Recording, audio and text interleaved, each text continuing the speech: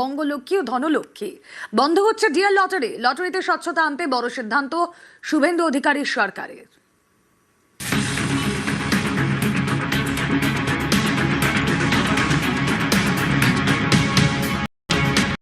আগে প্রশাসন চাই কাজ করেছে। আমাদের এখন নতুন যে সিএম হয়েছে শুভেন্দু অধিকারী, আশা করি সে যদি এখন এইটাকে ভালো করে নজর দেয় এবং দেখে ভাগ্যশ্রী বঙ্গলক্ষ্মী আসার কথা, আশা করি ভালো হবে।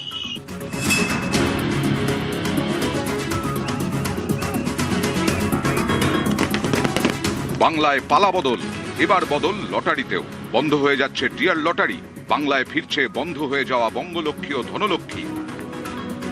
মাননীয় মুখ্যমন্ত্রী শুভেন্দু মহাশয়কে বলা হচ্ছে ওই পুরনো টিকিটটা যেন আবার বাজারে তাড়াতাড়ি ছাড়া হয়, তার জন্য ওনাকে আমাদের অশেষ ধন্যবাদ। আমি অনেক পুরনো দিনের সেলার, টিকিট বিক্রি করি। এই ডিয়ার টিকিট আসার পরে আমাদের সংসার চালাতে খুবই মুশকিল হয়ে যাচ্ছে। এই ডিয়ার টিকিটের অত কিছু প্রাইজ হয় না, আগের টিকিটের প্রচুর প্রাইজ হতো, বা ওটা আমাদের রাজ্য সরকারের ছিল।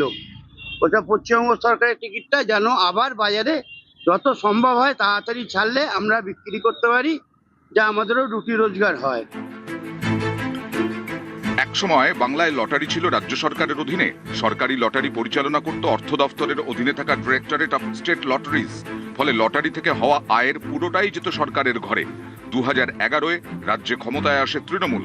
তারপরেই লটারিতে লোকসানের দিন শুরু। ক্ষমতায় এসেই লটারি সংক্রান্ত আইনে বদল আনে তৃণমূল। সাধারণ লটারির ড্রয়ে 1 লক্ষ টাকা এবং বাম্পার লটারির খেলাতে 5 লক্ষ টাকার কর চাপানো হয়। করের চাপে সরে দাঁড়াতে শুরু করেন বহু লটারি অপারেটর। রাজ্যের কোষাগারে লটারি সংক্রান্ত আয় কমতে থাকে। বন্ধ করে দেওয়া হয় বঙ্গলক্ষ্মী লটারি, নিষিদ্ধ করা হয় অনলাইন লটারিও। এরপরেই জনপ্রিয়তা বাড়ে ডিয়ার লটারি। ডিয়ার লটারি চালাতেন প্রাইভেট ডিস্ট্রিবিউটররা। রাজ্য সরকারের ভূমিকা ছিল শুধুমাত্র নিয়ন্ত্রকের। তৃণমূল সরকারের আমলে বারবার ডিয়ার লটারিতে দুর্নীতির অভিযোগ উঠেছে। তাতে নাম জড়িয়েছে তৎকালীন শাসক দলের তাবড় নেতাদেরও। ডিয়ার লটারিতে কেষ্ট লাভ হয়েছে বীরভূমের কেষ্টরও। 21-এ 1 কোটি টাকার লটারি জেতেন অনুব্রত মণ্ডল। জোড়াসাঁকোর প্রাক্তন তৃণমূল বিধায়ক বিবেক গুপ্ত, তাঁর স্ত্রীও জিতেছেন ডিয়ার লটারির 1 কোটি টাকা।